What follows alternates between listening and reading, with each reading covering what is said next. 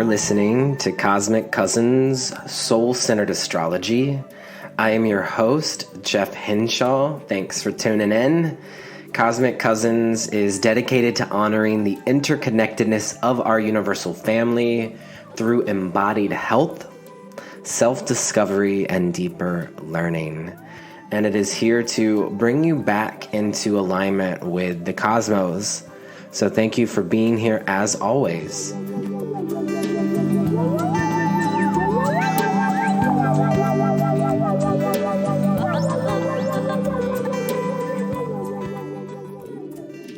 Hey, Cosmic Cousins. Welcome back to another week of the podcast.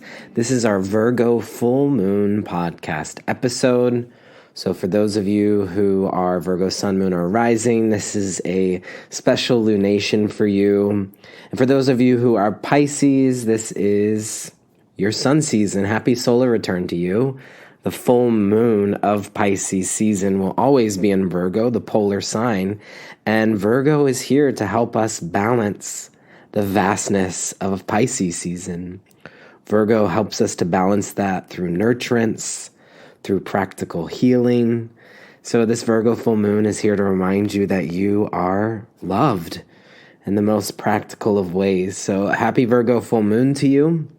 We have a very special podcast episode. I'm going to talk to you a little bit about Saturn entering Pisces, which happens on the Virgo full moon. This is an important shift that takes place about every 3 years. Saturn will enter a new sign. So the wheel of the year is turning. And as Saturn enters Pisces, we are even more aware of energetic shifts. So we'll connect in with that. But what I'm most excited about for this episode is that we have a very special guest on the podcast. I'm really overjoyed to announce this, but my dear friend and soul sister Lindsay Mack is here with us today, and we have a deep conversation. Lindsay's a Virgo Rising, and she invites us into her home and office, which is a very special place for a Virgo, and we connect on a lot of Virgo themes. We talk about the moon as Virgo's esoteric ruling planet. We get deep into Lindsay's life over the past few years, navigating parenthood as a queer, non-binary, neurodivergent individual. We talk about Black Moon Lilith. We observe the tarot through a seasonal, spiralic, nonlinear framework. So we'll get into all of that and more. So stick around for that conversation. And for now, I just want to say thank you for being here and for carving out this space in your life. At this moment, let's go ahead and bring our awareness to our body and our breath for a little meditation for embodied health for this Virgo full moon.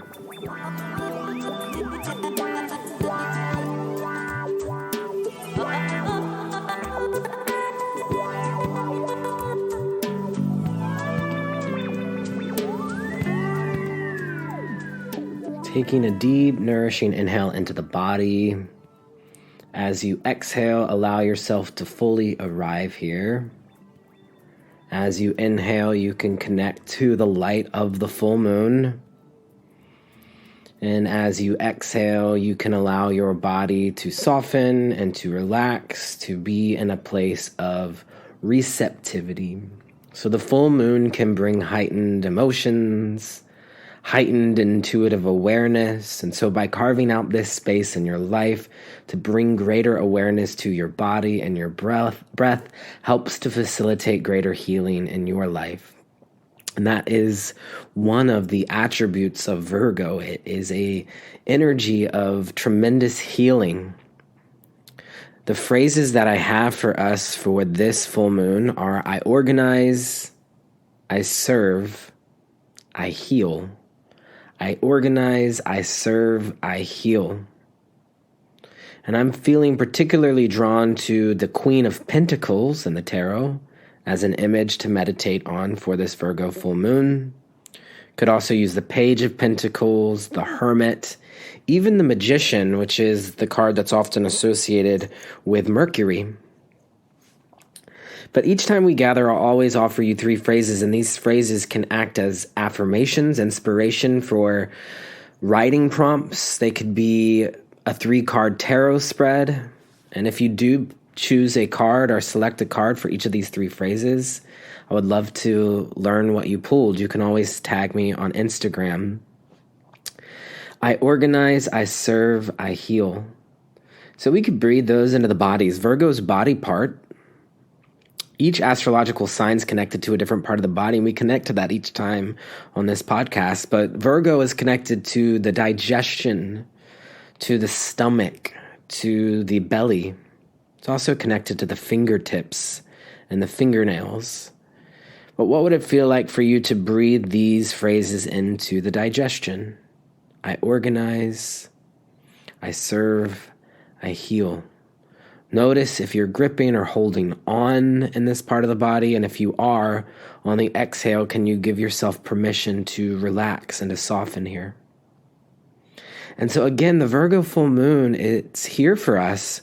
It's here to remind us that in the most practical of ways, we are loved, we are cared for. Virgo gives us this opportunity to balance Pisces season, which can sometimes feel really vast, really emotional. Pisces can sometimes feel very unknown. And so Virgo is much more about what we do know, what we can see in the present moment, what we can touch, what we can feel. Virgo is connected more to the details. And so this Virgo full moon, yes, emotions may feel heightened under the light of the full moon, but Virgo is here as a reminder to cradle it all with nurturance, to cradle it all with practical healing. And just some things to be aware of with Virgo is that Virgo can sometimes have us feeling hyper aware. It can have us feeling maybe overly controlling, micromanaging can be Virgo. So if you're feeling any of those tendencies come up, it is a time to just take a pause, to let go, to surrender, which is what Pisces teaches Virgo.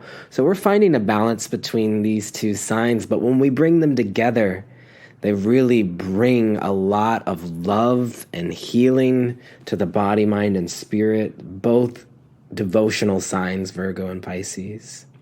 And Virgo is here to help us be in our body, help us improve our life, and reminds us that we hold the capacity to create sacred containers for service, for devotion, for healing. And so I'm thinking about, right now, this is the first time I'm recording a podcast episode in my new home, which has a very sanctuary-like feel because there's stained glass windows. You also might hear outside crows. There's a lot of crows in my new neighborhood, which I'll talk about more next time because our next episode, the Aries new moon, is just a few days before Pluto will enter Aquarius. And so I'm finding myself living in this home with hundreds of crows around, and you might hear them in the background now, but I'm connecting them to Pluto and Aquarius. So it's a little foreshadowing of what's to come. But on this full moon, our focus is more on Saturn entering Pisces. So there's 2 major astrological shifts that are taking place in this month of March of 2023. Saturn enters Pisces and Pluto enters Aquarius. And Saturn enters Pisces on this Virgo full moon. So we'll talk about that in a moment. I also want to just share that in my own personal life, I'm also celebrating my dog, Biji Kazemi, who's sitting here next to me on the couch.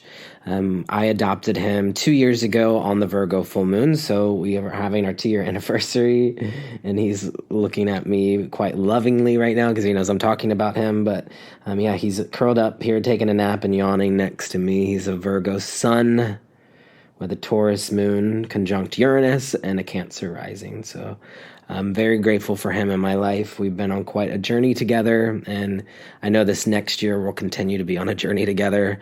So that's what I'm celebrating. How are you celebrating the Virgo full moon?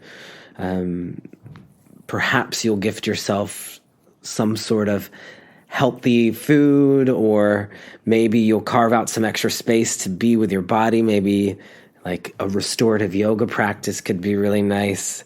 The Virgo full moon is a time to just clean and to cleanse your space, to see your home as a sanctuary, to write a list of ways that you want to invite practical healing into your life.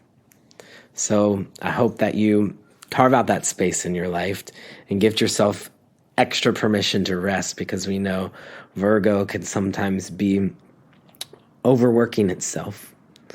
So finding the balance between work and health. So yes, happy Virgo full moon. Open yourself up to receiving new insights. Full moons always offer us a time to have new awareness in our life. And so this would be new insights around your work, around your health, new awareness around being called into greater service. You might even have new strategies emerge at this time that help to bring your life into greater organization. And this ingress of Saturn entering Pisces feels really important. It feels kind of auspicious too, that it's happening on the same day as the Virgo full moon. So yes, Saturn enters Pisces March 7th, 2023. This Virgo full moon is also March 7th, 2023. And for the exact time, it's 4:40 a.m. Pacific time, so early on Tuesday morning. And if you're not listening to this when this episode airs, you're listening to this at a future date, it's okay. There will be information in here about the current transits and also just how to navigate the Virgo-Pisces polarity. But yes, early morning, Tuesday, March 7th, 2023, and you can meditate at the 16th degree of Virgo in your birth chart. This is where this full moon is occurring. And so again, on this Virgo full moon, March 7th, Saturn also enters Pisces just an hour later. And so this initiates a whole new collection of themes in relationship to our growth and to our maturation in this lifetime. This is Saturn. Saturn is how we mature, how we age. So the last 3 years, Saturn has been in Aquarius, and the easiest way to just, capture that vibe of Saturn and Aquarius was social distancing. And so now we're shifting our focus towards Pisces themes. Pisces is emotional healing. Pisces is connected to spirituality, to universal compassion, to deep acceptance. So now is a time where we are collectively becoming more aware of the turning of the wheel. There's just an energetic shift that's taking place. For those of us that have strong Pisces placements, will likely feel this more than others. Or for those of you who have Saturn in Pisces in your birth chart, this is a major time of maturing, of aging. So if you have Saturn in Pisces in your birth chart, welcome to your Saturn return. This is a once every about 30-year transit. So this is a time which you may be becoming more aware of your responsibilities, of your limitations, of reality. So Saturn's going to connect us to the health of the body, to the practical structures of our day-to-day life. Saturn is also our leadership potential. It's the adult that we become. It's connected to our long-term goals. So all of these things may become more of a focus and priority for you if you're coming up on your Saturn return. Or if you are a Pisces sun or moon, these themes will also be very prevalent for you. Pisces rising. So with Saturn and Pisces, this is interesting because these themes take on a new meaning. Saturn's been at home the last 6 years in both Capricorn and Aquarius. But now that Saturn's entering Pisces, Saturn's not particularly, quote unquote, at home in this collective water sign, because Pisces is not about reality. Pisces wants to blur the boundaries of reality. Pisces is mystical, it's otherworldly. Pisces is connected to our sleep, to our dreams, our imagination, spirituality. So some of the ways that I've noticed Saturn in Pisces, it's been showing up the last month or so with students and clients. And you'll start to notice just because Saturn's entering Pisces on March 7th doesn't mean that we haven't felt Saturn and Pisces coming. And I think for those of us who are astrologers and who are tuned into the astrology, we start to become aware of these transits about a month or so, like these outer planets, before they actually shift signs. Because really, yes, the zodiac separated into 12 signs, but there is a spectrum. You can think of the 7 colors of the rainbow, but we know there's 1,000-fold of colors. And so as Saturn is at the final few degrees of Aquarius, I'm starting to feel that cusp into Pisces. So I just want to share with you some of the ways that I've already noticed Saturn and Pisces showing up for students and for clients. And perhaps this will facilitate greater understanding and insight and healing into these themes in your life. And so the need for greater structure is important for Saturn. And we said Pisces is connected to sleep. So the need for greater structure around our sleep will be important over the next 3 years. So this is a time of healing insomnia, healing of sleeplessness, even nightmares, paying attention to our dreams more in a more structured way. So Saturn wants to empower us. So we're empowering ourselves through learning new practices such as guided meditation, yoga nidra, which is the yoga of sleep, hypnosis. These are all practices that are here for our benefit. Due to health concerns, Saturn's connected to health concerns. This may be a time where we need to cut out sugar, caffeine, and alcohol out of our diet. Saturn connects us to rules and restrictions, and Pisces is connected to sweets, to alcohol, to drugs. So finding joy through sobriety is very helpful while Saturn's in Pisces. This is a time for us to take our mental and emotional health more seriously. This is a time of tremendous healing around anxiety, depression, paranoia.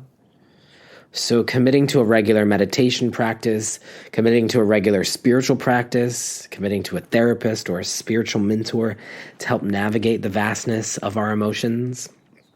And just as a reminder, the dates for Saturn and Pisces, it's March 7th, 2023 to February 14th, 2026. Which is interesting because that's my birthday, February 14th. March 7th, 2023 to February 14th, 2026. So just about 3 years of Saturn in Pisces. So we've talked about having greater structure around our sleep, maybe some restrictions on what we're putting in our body, like sugar, caffeine, alcohol, taking our mental and emotional health more seriously, committing to a meditation practice, committing to therapy or a spiritual mentor, committing to and building a life around your own spiritual, psychic, and intuitive gifts.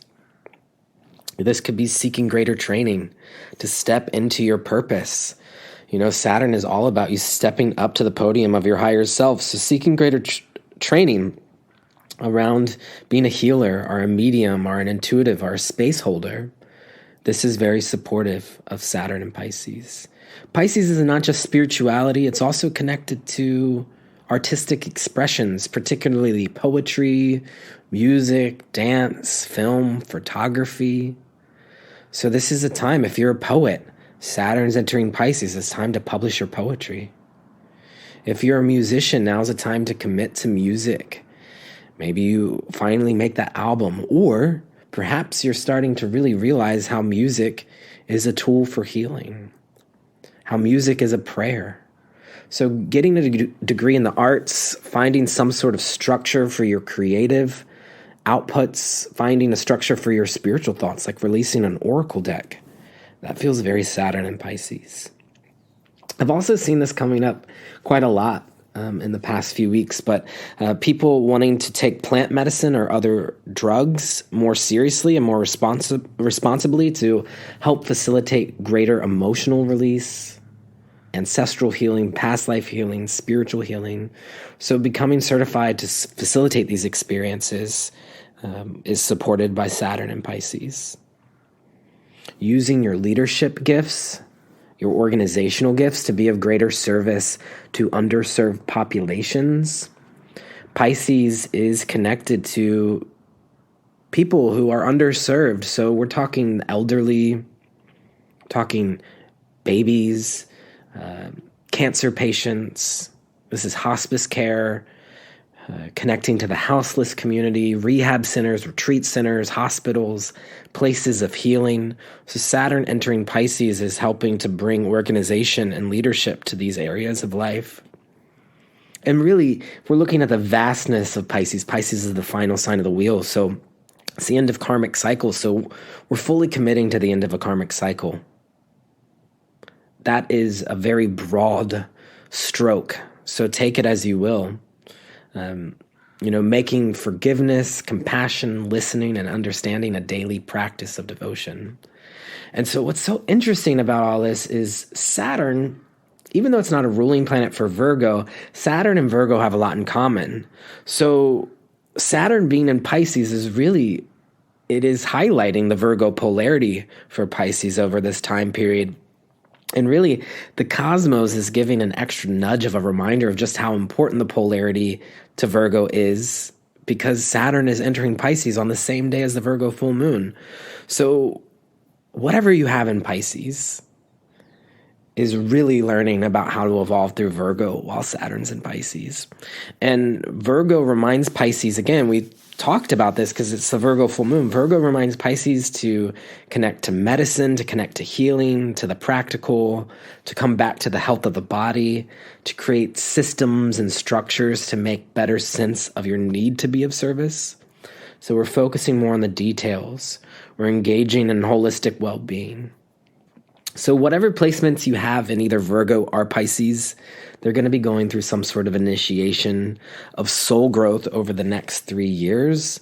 So we have a lot of time to talk about it. We're going to continue to explore these themes together over the coming 3 years. So if you're interested in going deeper, you could book an astrology reading with me, or you could wait until I release a Saturn and Pisces workshop download. That's not going to be for a few months. I'm going to release a Saturn workshop particularly focused on Pisces, Saturn and Pisces, on the Capricorn full moon on July 3rd of this year. And so you can look forward to that if you're wanting to dive deeper into these themes. And so, yes, I'm wishing for you a restful and healing Virgo full moon. I'm going to keep this intro just short and sweet here. It's already been 20 minutes, but I want to get into this convo with Lindsay Mack because it's a really good convo. Before we get into that conversation, I just want to announce that I am an affiliate for Lindsay's new tarot course, Tarot for the Wild Soul, which is now open for enrollment. So I have some links in the show notes to that. If you're looking to deepen your tarot practice, or if you're even just looking to start one, I wholeheartedly recommend Tarot for the Wild Soul. It is a place where you will go really deep in with your tarot practice. Lindsay and I co-facilitated the Brooklyn Fools Tarot Journey for 2 years, back in, 2016 and 2017. So we've worked side by side each other. I have known Lindsay for years, and I couldn't recommend her tarot offering more. And so I'm an affiliate for this. So what this means is that if you sign up for Lindsay's new course, Tarot for the Wild Soul, and you use the coupon code COSMIC upon checkout, you'll receive a free workshop download from me. And so you could receive the Chariot Year workshop that I just released. Or if you're wanting to deepen your connection to the asteroids, I have a 4-part workshop series on the asteroids that's called Awaken the Cosmic Healers in Your Chart. And I've actually retired this workshop series from my website. So this is the only and final way you'll be able to take this workshop series is if you sign up for Lindsay's course and you use the coupon code COSMIC upon checkout. You'll not only get her tarot course, but you'll also get this 4-part workshop series on the asteroids, which is, I think it's like 10 hours or more of information. And it comes with at least 200 pages of PDF information. So link in the show notes for that, Tarot for the Wild Soul. A little bit about Lindsay before we get into our conversation. Lindsay was hailed by the Wayward as, quote, one of the most important new voices in the world of modern spirituality and wellness, which is really cool. Lindsay Mack's pronouns are she, her, they, them, and they are a queer, non-binary, neurodivergent, intuitive artist, a tarot teacher, a writer, a mother, and the founder of Tarot for the Wild Soul. In our conversation, we explore a lot of Virgo themes, the moon as Virgo's esoteric ruling planet, gender dysphoria and pregnancy, navigating parenthood as a queer, non-binary, and neurodivergent individual, Black Moon Lilith, observing tarot through a seasonal, spiralic, nonlinear framework, tarot year cards, tarot life path cards, collective birth cards, the Virgo-Pisces Polarity, and we talk about what the Virgo full moon is bringing up for us in our own personal lives, and we get into a lot more too. So at this time, it is my complete honor to transition us into this conversation with Lindsay Mack, Virgo Rising now.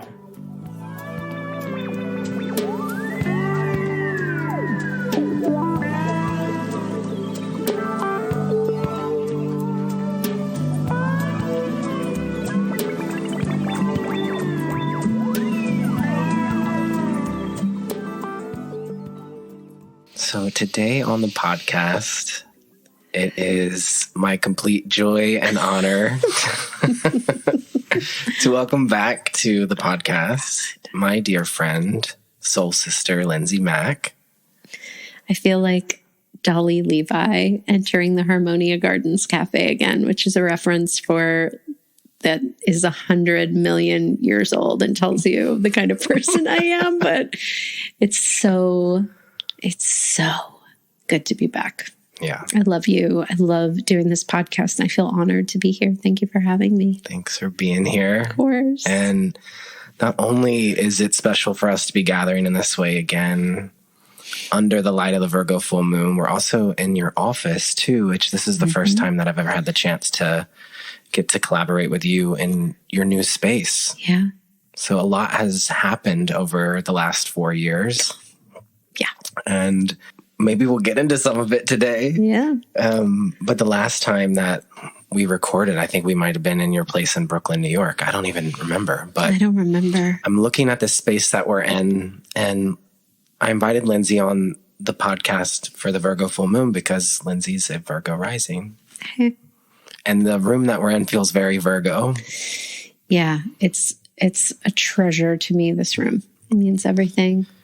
What's calling to me in this moment is, is that sacred familiar?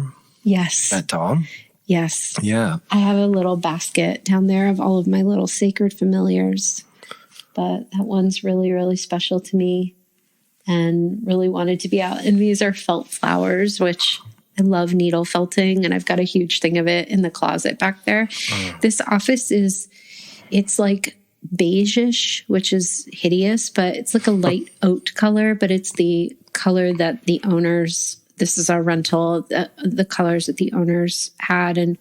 But all of my things are sort of soft pink earth tone. And so it goes really nicely. And everything out here is like very simple books. But then in the closet behind me is like all art supplies, because I also paint and needle felt, which Julia of Sacred Familiar taught to me. Wow. Yeah. Yeah. I mean, when you say simple, the beige, like the felt flowers, like all of this feels Virgo to me. It is so Virgo. Like I feel like we insane. stepped into Virgo. We really did. And what I think's cool is that in my own practice with astrology, I work with the traditional ruling planet for the sign, which we know as Mercury. But I'm also really interested in modern rulers and esoteric rulers. Yeah. So the modern ruler for Virgo, a lot of people say is Chiron. Makes sense. Other people will say the asteroids, because a lot of their themes connect us to Virgo. And it kind of makes sense to me that Virgo would be connecting to all the asteroids, because Virgo can be kind of busy and have a lot of things to do. So it can check in with a lot of different asteroids. But the esoteric ruler for Virgo, do you know what it is? Is it the moon? It's the moon. That's right. I remember you telling me that, and it's always stuck with me, because I'm like, yeah, And I think for me as a Virgo moon, I'm like, oh yeah, that really makes sense to me. Absolutely. There's a lot of moon representation in this room too. So we have like the moon phases, and then there's like a like light pink moon on that wall. That was a push present to myself. That was done. Do you know the work of Stella Marie Baer? Mm-mm. So Stella Maria, lives in New Mexico, and with permission for whatever land they visit, they have a whole treatise on like the ethics and the like the way they do it.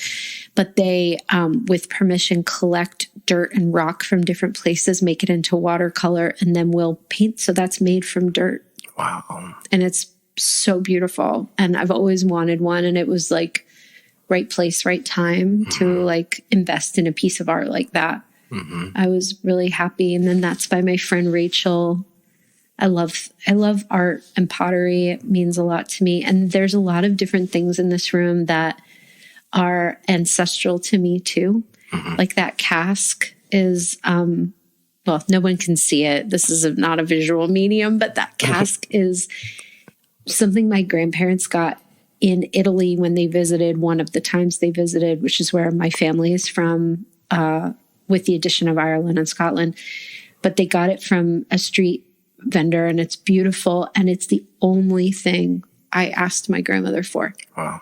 That and a set of buttons that look like astrological coins that her mother, my great-grandmother, collected, and that my grandma surprised me with. And then there's a little picture down there that is the most Virgo thing I think I own. The blue one in the bottom right. Yeah, I know. I don't know if you can like see the actual art on it. I'll show you when we stop recording. It's so Virgo. I'm getting a little bit of hermit vibes from it. 100%. Yeah. Maybe a little bit of Vesta. Like it feels devotional. Like there's a figure on there, like maybe holding a flame. It's very moon-like in here. Mm-hmm. Very much moon. And so it's cool. It's like Virgo, but it's also moon. Yeah, a lot of vessels. And I noticed that, especially with people who I think maybe their work is coming from an esoteric vantage point. They often will resonate with the esoteric ruler. And so I really feel your Virgo ruled by the moon. Mm-hmm. And what would you think that means for Virgo to answer to the moon instead of Mercury? And how do you relate to that as a Virgo rising? Well, I think that I'm curious to hear your thoughts on it as a Virgo moon. Yeah.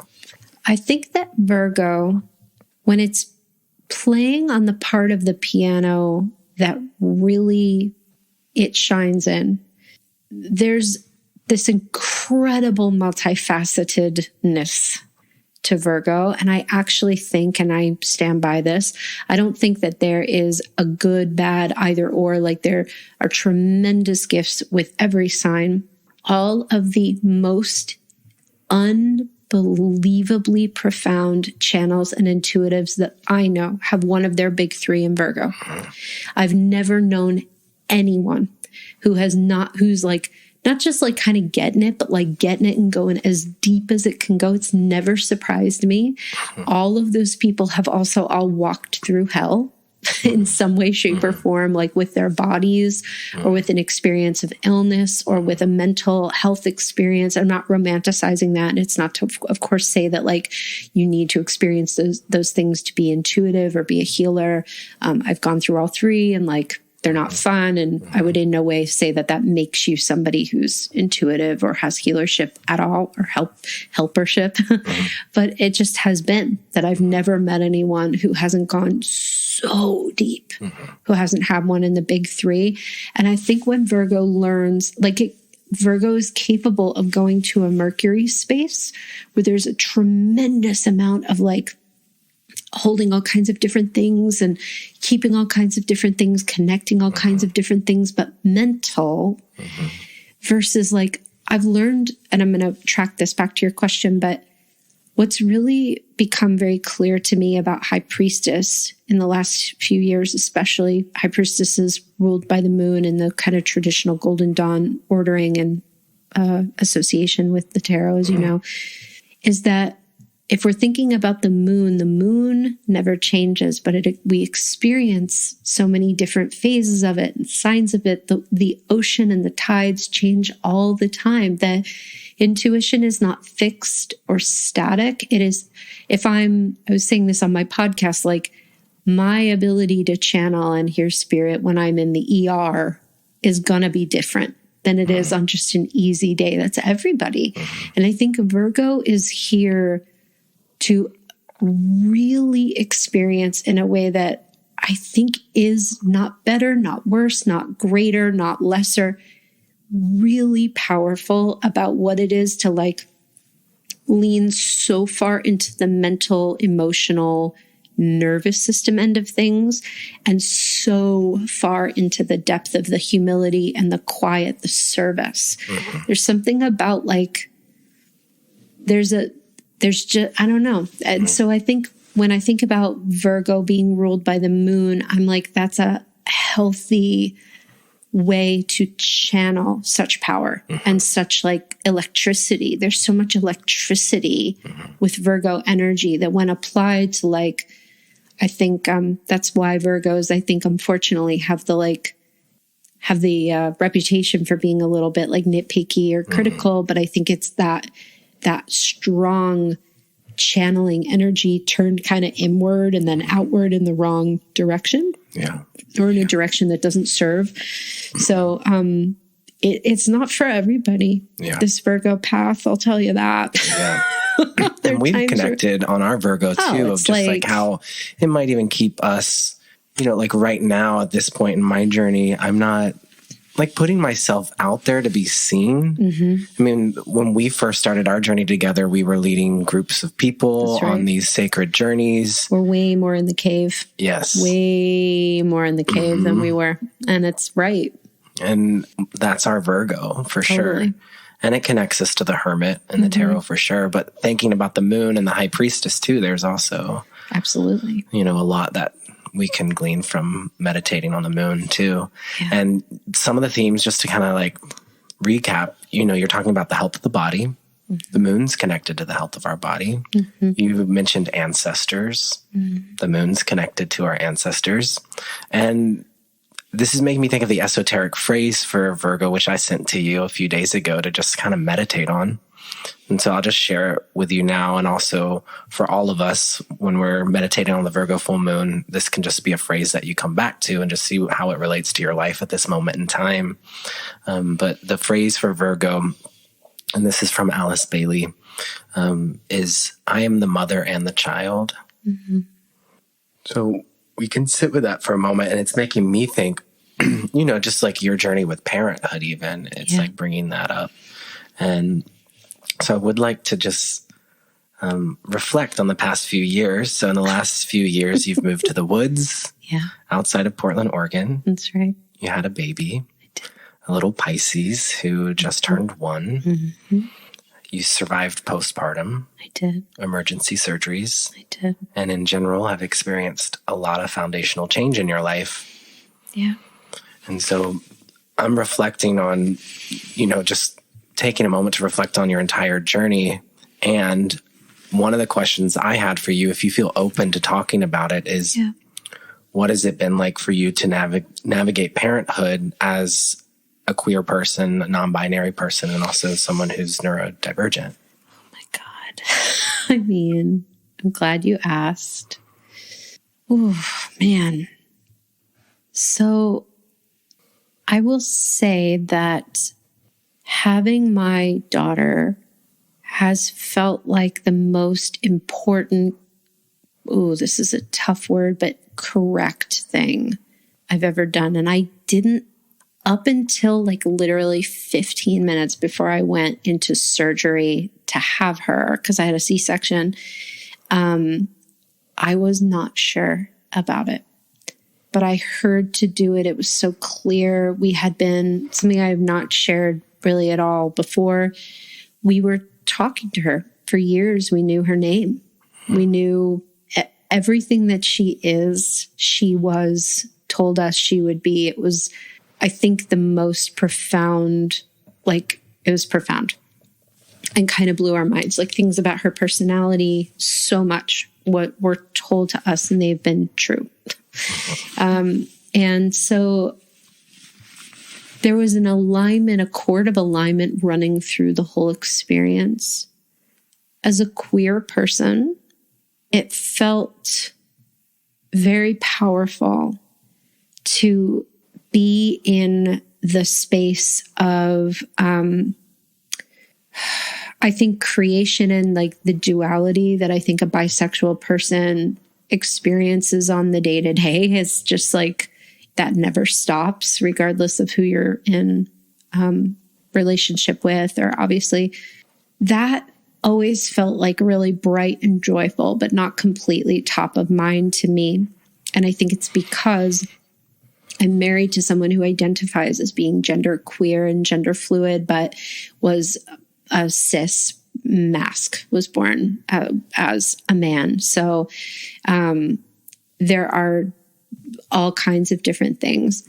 The gender piece, both of us experienced more dysphoria, more grief, more trauma around that than I can like tell you. Like my partner was so triggered by like the conversations around like dads, like they were just like, my partner uses he, they, she very fluidly.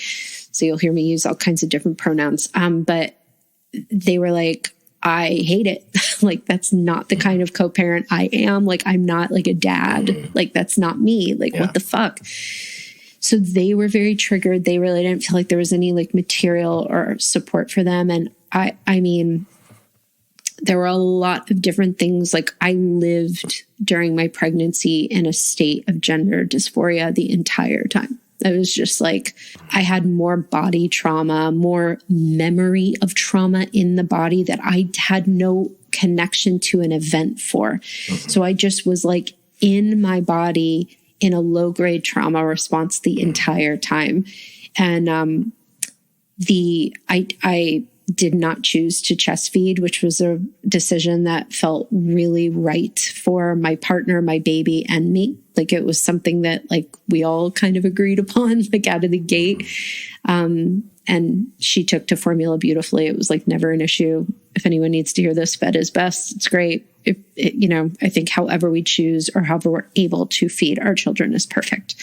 Having my milk dry up was probably one of the more like activating experiences of my life. And that was incredibly challenging. The neurodivergence piece was really hard. And I think what was harder was just navigating pregnancy and postpartum as a trauma survivor and as an abuse survivor to like be going on this journey. And you can't help but remember or have feelings of, or grief around, or joy around things that you're like, I didn't have this. And like my daughter is being showered and flooded in love. And like that kind of security that we could see, she was immediately soaked up in. Like we could see, like we're creating this secure environment. Like we have her so strongly. And no matter what chaos we were going through, we could feel her nervous system not really being affected by that, which I'm like, I'll give us props. Like it was, I'm proud of us for doing that. Yeah, I did not have a magical experience being pregnant. And I say that with like just tremendous respect for all of our personal, like I know it's very hard for some people to get pregnant or they want to be, and they're working very hard to be, or money is a factor if they need to do IVF or any kind of other fertility or surrogacy. So I'm privileged to be able to have birthed a healthy child, but it was hell. And then I was like, there's no way postpartum could be worse. And then it was so much worse. So it was hard, you know, it was hard. And I definitely had wonderful privileges and, you know, around the whole experience. And then it was so hard. Like it was so hard, you know? And so we're here. It's almost exactly a year later. I didn't look at the exact date of the Virgo full moon last year, but I imagine it was like right somewhere around here when she was born. Yeah. So she's in Scorpio moon, so I think it would have been right before. Or right after. Few days after, yeah. So a full year later, and wow, like we kind of talked about this earlier today. It makes sense that you're on for this Virgo Full Moon podcast episode, not just because you're a Virgo rising, but you're also an Aries sun. And we were saying that there's like 7 planets and asteroids in Aries right now. So it's like a particularly lit time. Yeah. And so I feel it. At the time of her birth, there was a lot of that Aries was in Pisces. Yeah. And I noticed a shift in you just in like getting to hang out with you and interact with you through text and stuff like that, that there's like almost like a return back to like your Aries-ness that I feel right now. Yeah. And so even though you've been on this long journey of healing over the past year, from my perspective, there does feel like you're like coming back into yourself in many ways. Would you agree with that? And when did that shift start taking place for you? And absolutely. So I think I see two layers to it. And I think one of them is like the postpartum depression, anxiety, like the PMADS layer, and like Aries fire layer. I think like the postpartum mental health stuff, I would say somewhere around when she turned 9 months, I was like, I feel better. And there was something in December where I felt a complete shift. And I was like, oh, I'm like not there. There's like a density to postpartum depression. Like there's a vibration to it, a tone to it, like a level to it. And this one was enormous and like swallowed me whole. So that was gone. I noticed around 9 months. And then I would say about 2 to 3 months ago, I was like, oh, this is totally different. yeah. And the Aries-ness, there's definitely been something again since December. There have been a couple of different like professional opportunities, different, like way different inspiration and ideas, and not again, the same level of time to be able to execute those things. Right. But I do think like there have been so many things happening since December, but now I was describing to Chase actually that it's felt a bit like I've been stopped at a crossroads, like in a car, and like not revving my engine aggressively, but kind of like ready. And the light over and over again has been going from green to yellow to red to green to yellow to red. There's been a part of me that's been like, do I really put my foot on the gas and go? Because when I go, there's going to be a lot that wants to come through. Can we hold that? Do we have enough like rings of support around us to do that? And like today I was finally like, I'd like to accelerate. Can we do that? He was like 100%. Yeah, I got you. Like we got it. So I think like there definitely has been something recently where I've noticed like there's more of a desire to come back a little bit more, like whatever that means, come back. Yeah. So Something that just like intuitively came to me. Yeah. Because you use 9 months as like kind of like a marker, and Black Moon Lilith is a placement in our chart and in the current transits that we can look to understand the shadow of motherhood or parenthood. And I do think that postpartum depression would fall under Black Moon Lilith's domain as like a place to meditate. In 2022, so Lilith stays in a sign for 9 months. Oh, wow. And so the entire cycle is 9 years. So it takes 9 years to go through the whole zodiac. Yeah. And stays in a sign for roughly 9 months. And so 2022, Lilith was in Cancer, which is like, Wow. Which is a sign of I feel it. Like deep emotional, like it can be connected to depression and just being on the couch and healing. That's kind of what I did during Lilith and Cancer. There was like a lot going on in my lymphatic system. And there were just a lot of people that in my circle who are esoteric practitioners that I've noticed with Lilith transits that they feel them strongly. And so Lilith entered Leo in the last few months. Oh, I wonder if that, I would not be surprised if that was just a further influence to all of it. Yeah, it was terrible. And there's something interesting about Black Moon Lilith being in Cancer, because Cancer is really interesting because we've talked about this before. Like, Cancer is so much about like the shell of the crab and how everyone's Cancer shell is totally different. And then like what's going on inside. I don't think anyone would have known what I was going through and I was very straightforward about it. I needed a lot of help, professional help to do it. But I also like needed to be like, I am going to look nice, however that I define that when I leave the house. Like I have to, even though I'm dying inside. For me, like I have to. And I needed my house to be clean, which I understand other people are like, let that shit go when you have kids. Like I needed it for my mental health. I needed it. So I was up doing things sometimes when my husband would do it or whatever, that there was a lot of that I was like, I needed the structure of the shell to hold me in place, because it was truly like just floating in space. And I was like, I will literally never get over this. And so to anyone going through postpartum depression or any kind of PMAD, like I see you, it's horrible. It is temporary. And there are so many services, so many places to turn to for not all the help one would need. I needed a lot of support from different places, but they're out there for sure. Yeah. But no, wow. It was a very Piscean, Cancerian time.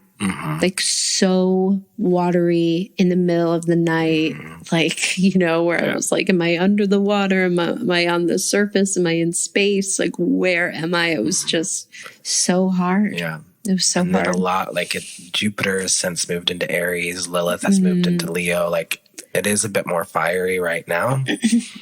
I like it. Which is interesting for us living in a place that's so like wet and misty and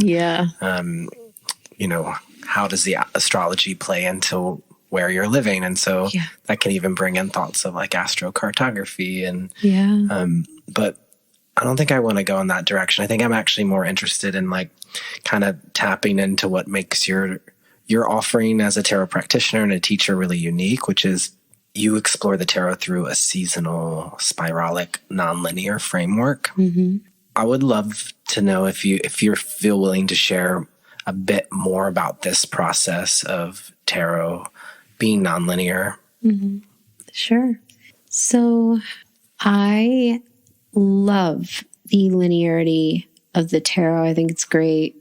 Golden Dawn wise, I think it's like just crucial. There's so much medicine in it.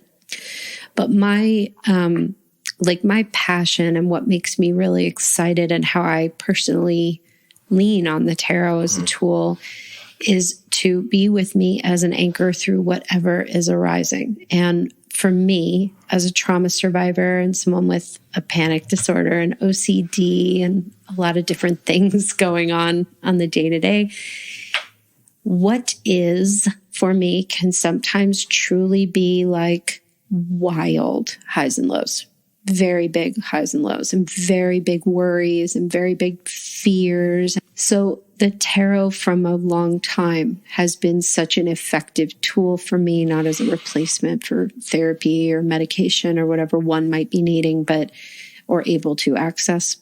But just as a gentle reminder, there is a loving presence and a wisdom within you that is larger than this terror, that's larger than this worry, that's larger than this feeling of shame or guilt or regret or wondering about what is.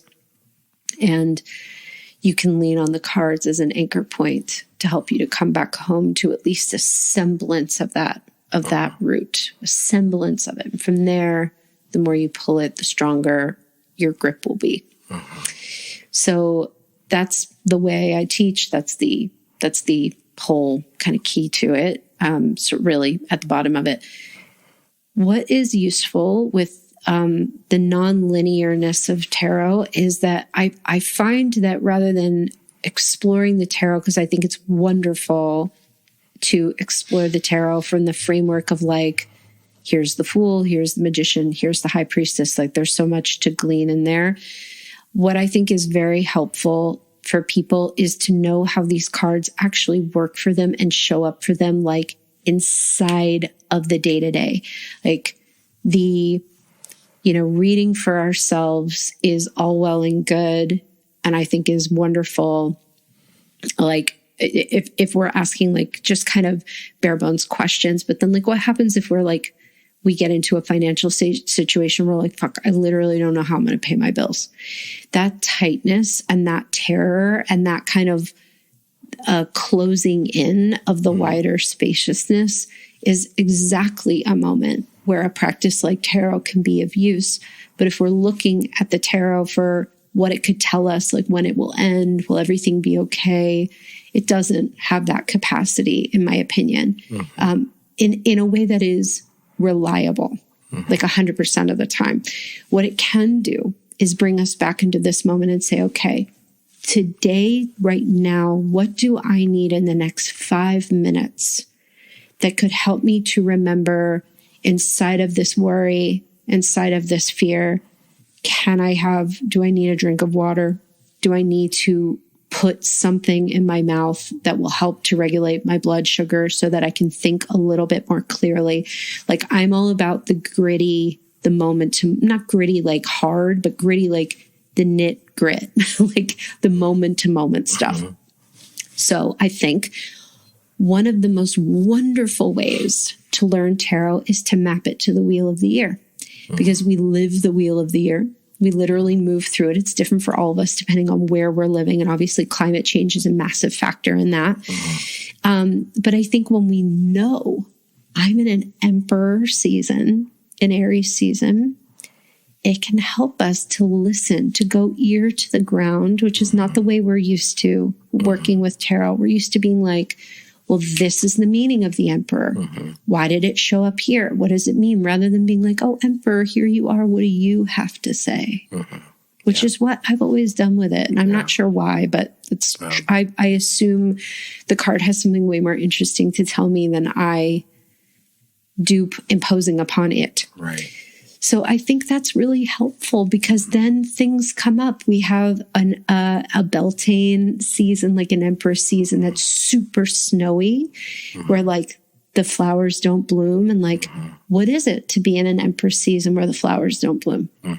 Like, what does that teach us about what Empress is capable of holding? And if we're like, let's just say in the Northern Hemisphere, if we're going through the cycle of the year from the beginning of Aries season to the beginning of Cancer season, from around March 20th to June 21st, that's our fire wheel of the year. So what does that whole time teach us about the wands? What does spring teach us about the wands? I feel like that is one of the best ways to kind of quietly start to become not just acquainted with the tarot, but bonded, because again, seasons are different from everybody, for everybody. For me, I feel like this is very Virgo of me. Like I'm very much about like what's useful, what's utilitarian, what helps. What's practical. And I feel like I love working with the tarot is like, it's got to be practical. And I think there are some people who don't teach it that way, and that's their medicine and their gift. Like practical isn't for all the time, but that's my thing. I love that. And so I'm like, okay, in the moments when, like, I'll offer an example, and hopefully this isn't going on too long, but when I was in the hospital, not quite knowing what was going on, because there was one emergency surgery where we weren't quite sure what was wrong, and they were trying to figure it out, and they did, and I'm okay now. But I can't pull in a situation like that. Right. Because there's no answer. There's no, like, the only thing that there was to do when I was in the hospital bed was be like, the entire time that I was going through postpartum, I could feel this is what it is to go from the tower to the moon. over and over. Like I am living it. I am in it. And I kept being like, okay, I know the sun is somewhere. I know it. That was one of the things that honestly helped me get through it. Because I was like, I know the sun follows the moon. So that's an example of like how the linearity is so helpful. Yeah. But then it's like, I was also in like Tower of the Moon. I didn't have to start at the Fool. You know what I mean? So there can be a spiral and a linearity weaving together. So yeah, I think like, the more we can have the experience of taking tarot out of the esoteric, out of the conceptual, out of this like higher notion idea that I think was actually started with Golden Dawn, started with like really the 1800s and with the French Revolution and the explosion of interest in occult and esoteric stuff. That's all beautiful. But I also think that it's not much help when you're like, I don't know how I'm going to pay my bills, or I have to move all of a sudden. And like, what does it look like? Like, we don't always go to our decks in those moments because we're not accustomed to being like, what is asking for my attention right here? Or what does my body want? Or is there a message from my little one to me that I can help with? Like, that's pretty much the only kind of tarot I personally practice and teach because I think it's helpful, but I also just don't have a great gift with the other stuff. So this is really kind of like what I love. But yeah, I think that the non-linearity helps so much because it helps us to live these cards rather than think that they're all out there. Right. Like, separate from us when they're not, they're a part of us. And I think some of this too is giving us a living example of how you're working with your Virgo energy connected to the moon, which is like, connected to the spiral, connected to phases. And also I feel the nurturing side of it too. Yeah. That what do I need in the next 5 minutes? Yeah. There's a nurturance to that, and it is practical. And at the same time, if we're coming from Virgo from a mercurial place, that might not actually feel practical. Yeah. But the moon would say that it is. And I'm saying the moon is in the luminary, not the moon card in the tarot. Just like what do I need in the next 5 minutes? Is it something that I need to put in my mouth? Is it something that I need to drink? So that attention to the micro of this moment feels like very Virgo to me. Yeah, it's all like kind of soul tarot, but totally Virgo. It's like such a Virgo way of teaching and definitely connected to that esoteric ruling for sure. So I'm curious how more of the macro cycles come into play for you. You're like, okay, a bit of the macro was, we're in an emperor time of the year. And so that's maybe like a month long that we get to connect to the emperor. Maybe for Aries season, we're connecting to the emperor. But what about like taking it out further to like year cards? Is this something that you have in your practice too? Like, we're in an emperor season, but we're in a chariot collective year. I feel like for me, just personally, there is no other kind of naturally occurring cycle that helps me to understand a card, different facets of a card that I had never experienced or thought of before than my personal year card or the collective year card. So for example, collectively, as all of your audience knows, and obviously we're in a chariot year, right? Because 2 + 2 + 3 is 7. And chariot's connected to 7. And I am in a tethered 1 year personally because of my birth month, birth date, and current year. And that was a question I also wanted to have for you too, is when you're working with your own personal year card, there's a little bit of discrepancy of, do we start that at the beginning of the year or do we start it on our birthday? I feel it. I feel like there has been there's almost like a fader action happening because I was in Justice, and I feel like of all the cards, because I'm in my lifetime, I'm going to spend more time in the line 2 cards than I will any other part of the tarot. That just is where this lifetime is for me. But the Justice are always the most like brutal like confrontational years of just like, this is what it is. You're going to get what you're going to get. And you are going to get upset because it's brutal. And like the beauty is really brutal. And like the hard times are really brutal. I have felt since the beginning of the year that that's faded back a bit and that tethered one is more present, but I don't expect it to fully click in until my birthday. How about you? I agree with that. And I think someone that has a birthday in February, it's like, I don't have to wait all the way until November or December to like have that shift. So it just kind of feels like at the beginning of the year, have both cards out. And then when it's my birthday, I just have my year card. Yeah. So I feel like that teaches me so much about what's possible in those cards. So how are you feeling the Chariot right now as a collective card? There are things that I have wanted to happen and that I've dreamed of happening for literally years that are just happening. And I'm like, okay. And there are different things that I thought that I'd do or I thought I wanted that are like, you're complete with this. That I'm like, but wait, what? You know? And they just are.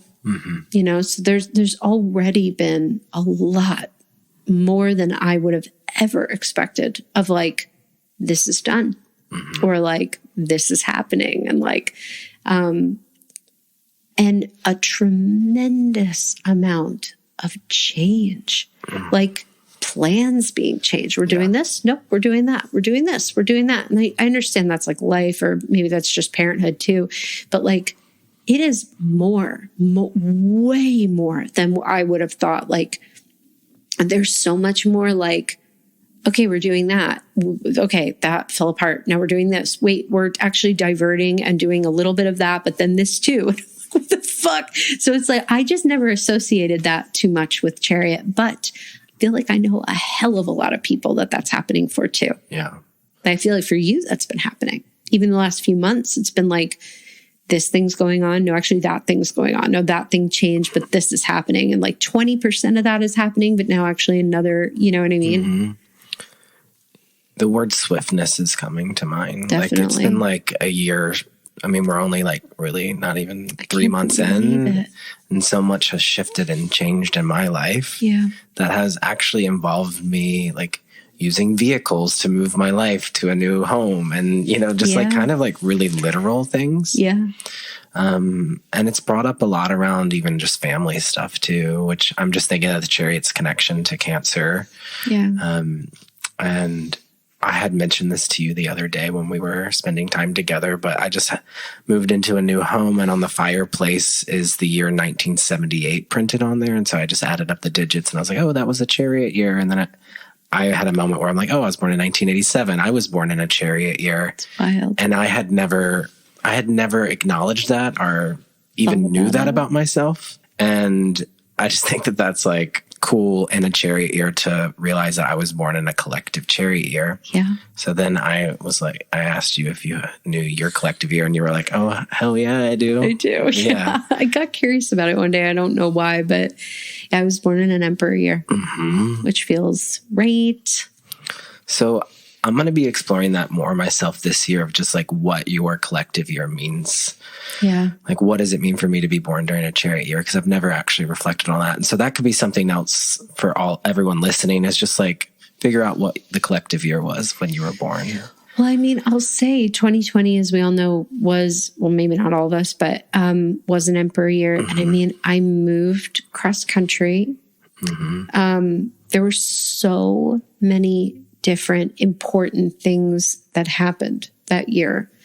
And I do feel like I mark 2020 as a rebirth of my life in many ways. Like a lot of things died away. A lot of things came to be. That was the year I like knew I was going to try to have a child. It happened a lot faster than I thought it would, but I knew it. I was like, that was the year. We had never wanted kids. It was like never, ever. And then both of us started to hear it. Wow. So it was but that all happened. Like I'd say the prep for welcoming our child in happened in 2020. There was so much Chase and I talking. There was so much talking to her. There was so much listening. There were a lot of things that we really had to be like, but what about this? And like had to like completely like let that fly and then come back to. So I think it was particularly powerful to go through an emperor year as a collective emperor person. Yeah. And I'm feeling that, like, knowing I was born during a chariot year, there's a similar kind of shift in my life this year too. And so I'm also wondering, like, I want to kind of go back and do the math. If that's like at age 36, you like have a return to your collective year. Oh, yeah, maybe. Because I'm 36 and I'm thinking 3 years ago, you were 36, you know, like maybe there's something mathematical. So I'll have to go in and that's interesting. I'd love to know what you find out about that. Was Chase born the year before you or the year after? No, same year as you? He's also an emperor year. He's the same year as me. Okay. Yeah. That's interesting. But like you, he's a Hierophant. Yeah. Yeah. And so you're a hermit. I am. Which is connected to Virgo, born in an emperor year, connected to Aries. So it's always fascinating to see the way those kind of cards will highlight your own birth chart. Can't get away from it. Yeah. So you have a new offering that's just been opened up to people to register and enroll in. And I want to check in a little bit about that. And are your cards things that you might cover in Tarot for the Wild Soul? What kind of stuff might we expect from that? We don't cover your cards in that, but maybe in the future we will. Because I do a little bonus offering for it every year. This year's bonus offerings are really cool, I think. So Tarot for the Wild Soul is the course that's reopened for enrollment. And it used to be different. It used to kind of be like an exploration, a real deep dive into sort of the art of soul-led tarot reading. And that all died. And there were different courses born that are now just open and available to people related to those things. But Tarot for the Wild Soul has become and has rebirthed into a course that can help, as I was explaining before, people to get a sense of what it is to live these cards. So we explore the tarot in a nonlinear way. There are 8, I believe, modules. Each module is mapped to one of the 8 Sabbats of the year. So like week one, module 1 is like the spring equinox week, where we talk about the Fool, we talk about the Wands. Week 2 is the Beltane week, where we, and the cards are explored non-linearly, but still in a kind of a structure. So we explore the majors through the vertical lines of the majors, through the vertical lines rather than the 3 horizontal lines. Gotcha. And if folks don't know what that is, you can Google it. It's cool. So like in a chariot year, we're also working with like temperance in the world. Exactly. Yeah. And, we explore, like there's all kinds of different ways. There's a heavy emphasis for people who really dig this on like journal, like entries and like a ton of laying your own life down, your own experience down next to these cards to try to shake loose different ways of seeing them.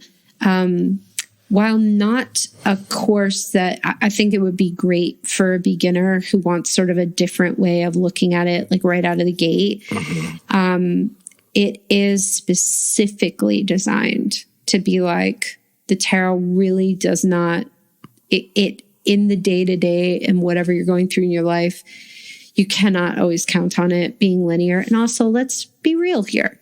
A human made the cards in the order that we study them in. So it's not like this was like handed down in some sacred book somewhere. There are hundreds of different orderings of the majors. This is just one that people landed on and we've gone with, and even inside of that, there's like, there's different orderings of justice and strength all the time. Yeah. So I'm not saying like, oh, my way is whatever. It's just one way because it's a way to help us get out of a sense of like hierarchy and like there's one way to know the tarot, whereas like there isn't. So it helps people specifically to map it to things that we experience all the time, like the seasons, like, and each lesson is structured around, like, there's one lesson that's all about intuition and trusting it. There's one lesson that's all about kind of saying yes to our magic and what that means. There's one about sacred graduations, like what it means to like fully leave something and come into something new. So it's all structured to be very practical, very helpful, but also like deeply kind of spiritually nurturing and nourishing. Yeah. Yeah. I love that you're connecting to the 8 different points of the year. And so you said you believe there's 8 different modules that honor that. That was actually one of my reflections on this chariot year, because in the Rider-Waite-Smith, the chariot has the 8-pointed star right on their forehead or at their third eye or crown chakra. And so I think that feels like a really good way for people to navigate the chariot year, is to have a practice where they're connecting to the 8 points of the year. Yeah. And I'm also honored to be an affiliate for Tarot for the Wild Soul. So honored to have you. For those of you that feel drawn to learning more about Lindsay's work, for those of you that don't already know, because I know a lot of people that tune into the podcast might have even found the podcast through you.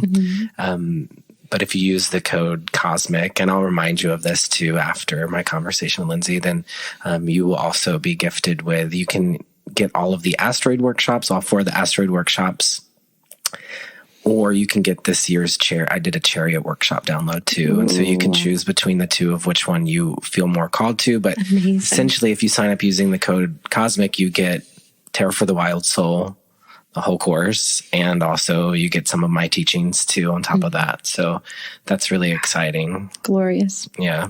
Love it. So when do we have till, I think on the Virgo full moon, it like opens with affiliate codes, and then... Yeah, it opens Monday the 6th, and it closes on March 20th. And then the material goes out on the 21st. Cool. So in time for the spring. I'm curious if you purposefully lined it up with a full and the new moon. Yeah, I didn't. No. Okay, because that's amazing. I actually didn't know that. The full and then the new moon. Yeah. Yeah. Wow. Yeah. I didn't know I like picked those dates. That's really wild. Wild. I'm glad I did. That's really nice. I like that you're using the word wild right there, because I did just want to check in about. Sure. I'm sure I've asked you this somewhere down the line, but where did Tarot for the Wild Soul come from, the name, and even like wild soul healing? So I remember when I created Wild Soul Healing. That was it still is my Instagram name. I created that in 2014. And it was right after I was very gingerly, tentatively healing from a breakdown. And one of the biggest things that helped me through that breakdown experience and through my process of healing some of that PTSD and that trauma was one of the characteristics of trauma and of getting caught in a PTSD flare is that it feels like you're going back into something. And when I started to read more about a spiralic way through many different authors, kind of exploring what it is to heal spiralically, it put me in touch with the wildness of nature and how nature does move through and is a model for so much that we experience of loss and grief and being cut down and being decimated and building back up. And there was something like wild soul healing was like, for me, it was like my wild soul was healing after many years of really being stamped by other people, and then honestly by me, because that's all I knew to do.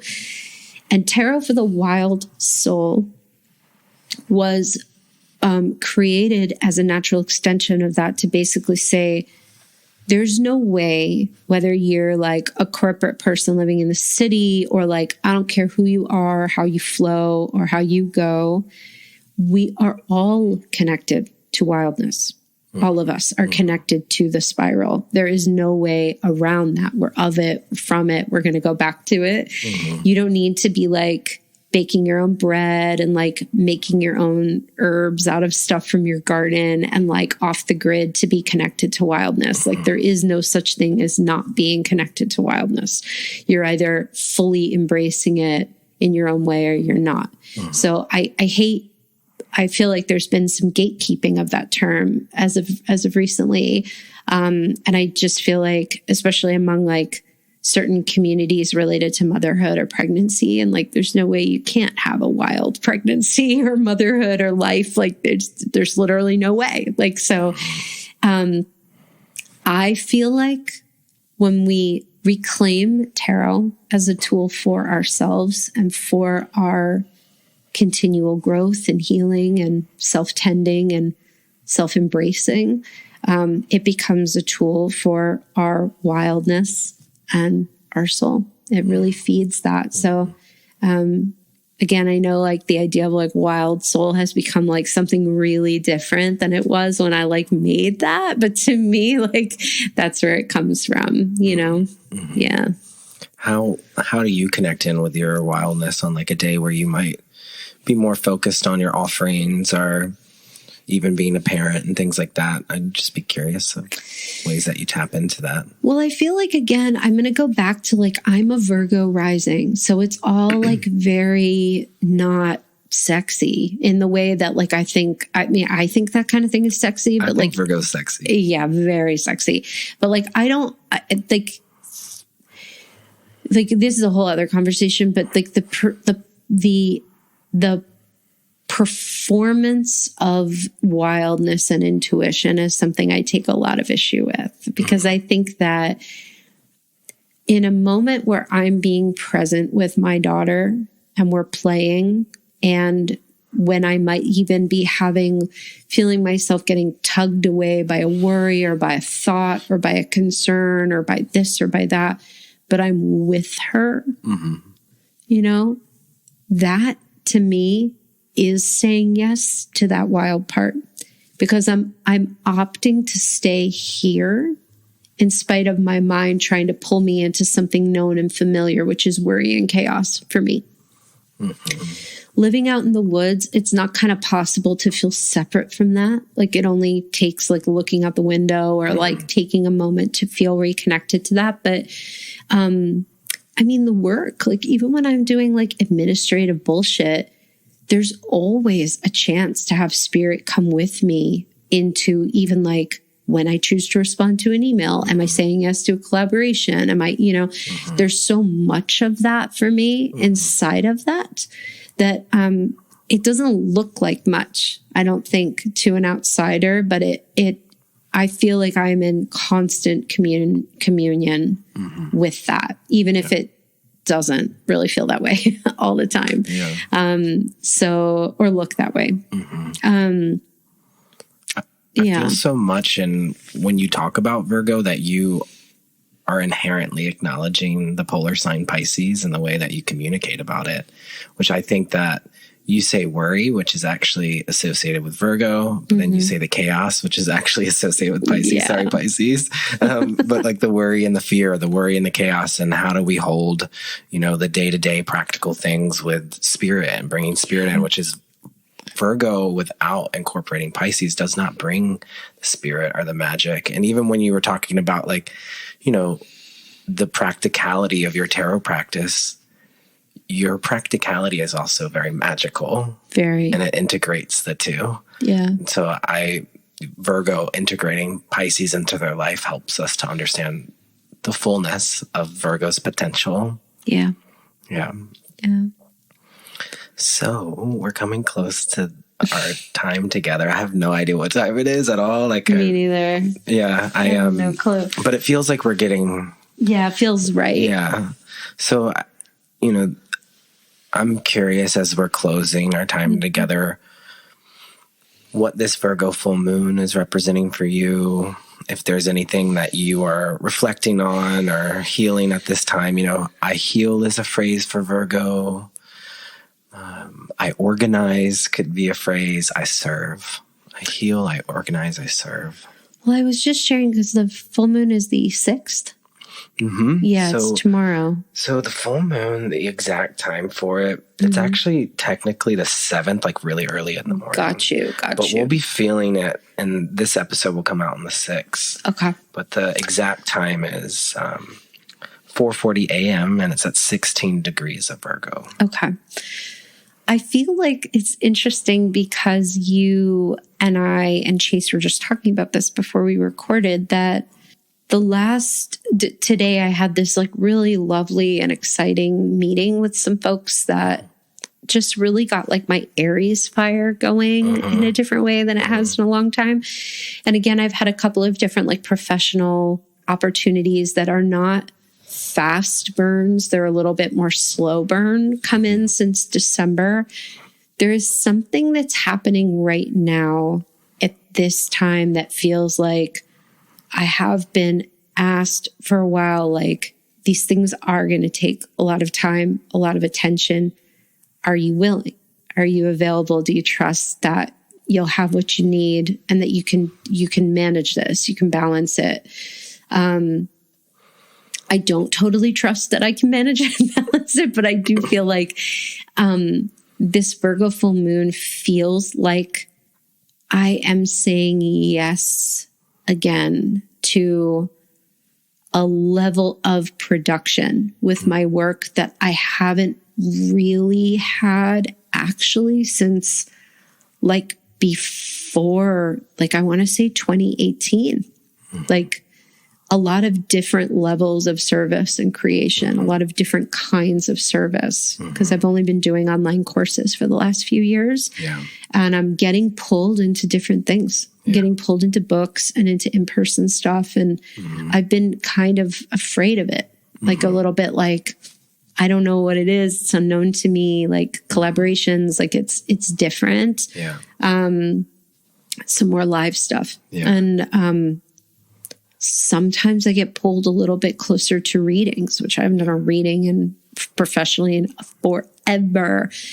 I think just trusting and saying yes to that, and knowing that it's not necessarily forever, that everything changes, but like if it's showing up now, like trust it, trust that you and your family can move through that. And I mean, Chase and I were just talking about like how like it's very natural in our family right now. Like his stuff that he's working on is incredible and is a little bit lighter right now.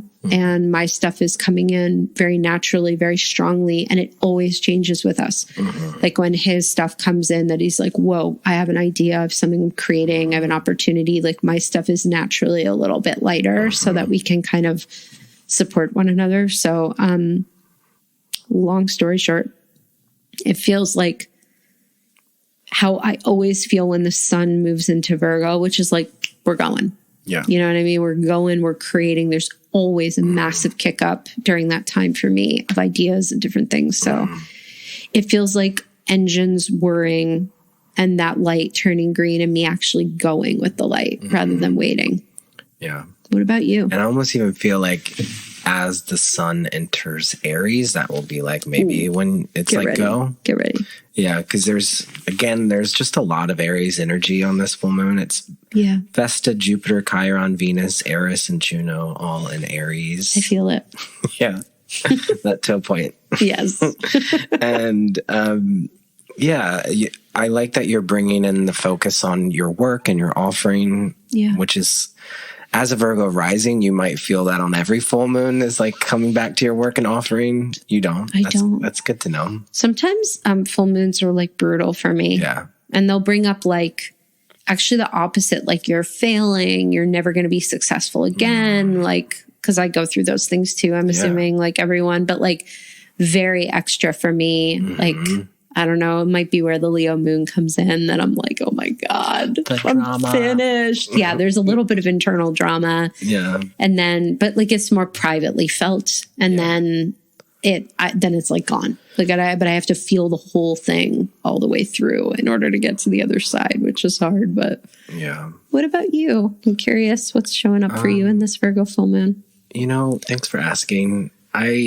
This is a special full moon for me because I adopted my dog Bijou 2 years ago on the Virgo full moon. Yeah. Little seed. So this is our 2-year anniversary. Oh my God. And we've just been moving through a threshold of just like a lot, like me maybe coming to the reality that I might need to rehome him, but then it like fluctuating to the other side of like, actually, no, he's my family and I'm really going to make this work. Yeah. So I'm also just reflecting on my relationship to him. I mean, he is a Virgo, and Virgo does rule over small animals. It's one of its things. So we could be honoring our pets on this Virgo full moon. Love it. Could be honoring our health, honoring our work, our offerings, our service to the world. So that's just like one thing I'm thinking about. And I'm thinking as we head into the spring that I'm recommitting to him as a parent on this full moon, and knowing that in order to make our relationship work, he needs more training and structure and even just like ways to be of service. I mean, he is a Virgo, and so I think maybe one day he'll be a service dog, or something. Like I think he does have that kind of potential. So those are just some things that I'm thinking about.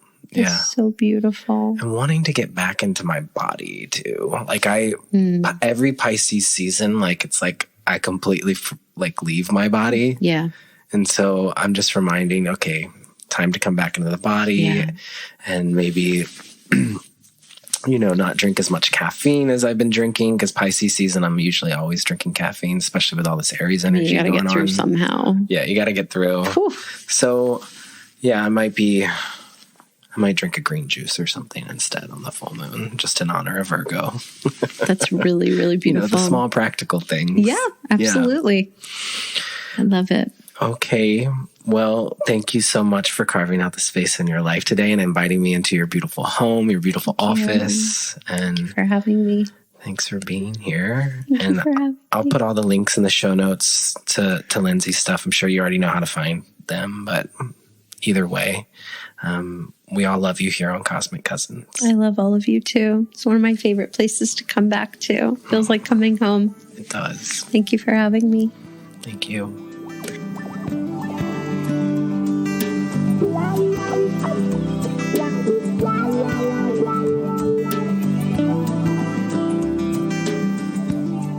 Thank you, as always, Cosmic Cousins, for tuning in to the podcast.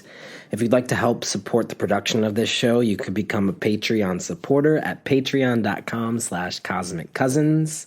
And on there, you'll find that there are some free workshops on connecting astrology to the body. I want to thank Lindsay Mack again for being on the show today. She did leave us with a sweet surprise. After we had stopped recording the podcast, she said that she wanted to read me a poem, and it was by Mary Oliver. And I was like, wow, Mary Oliver's a Virgo with a Pisces moon. This couldn't be more perfect. And so we'll close out this podcast episode by listening to this poem by Mary Oliver, read to us by Lindsay.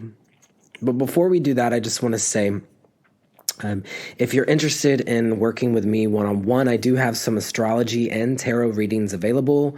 I think I have just a few left in March, and some in April, and also some in May.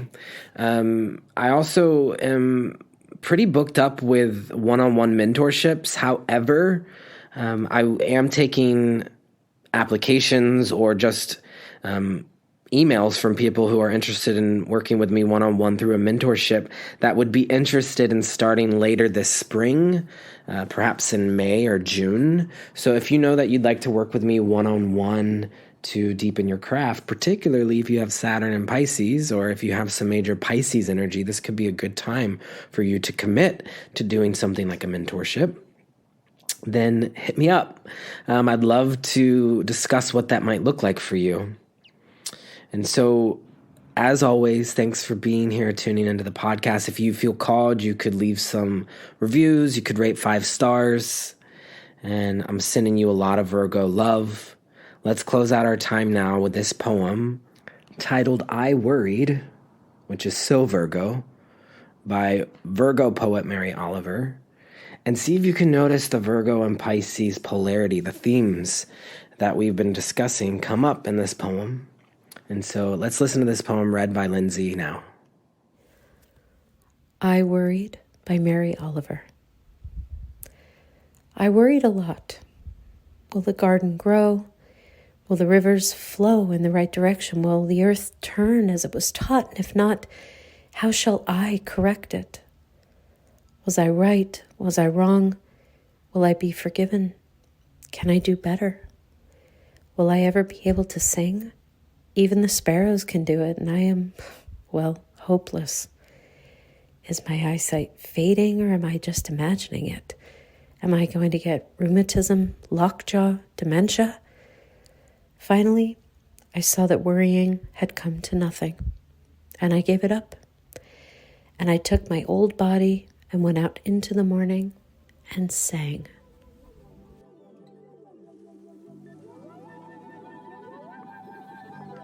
Big Virgo full moon love to each and every one of you. Take sweet care, cousins. And remember, deep breaths.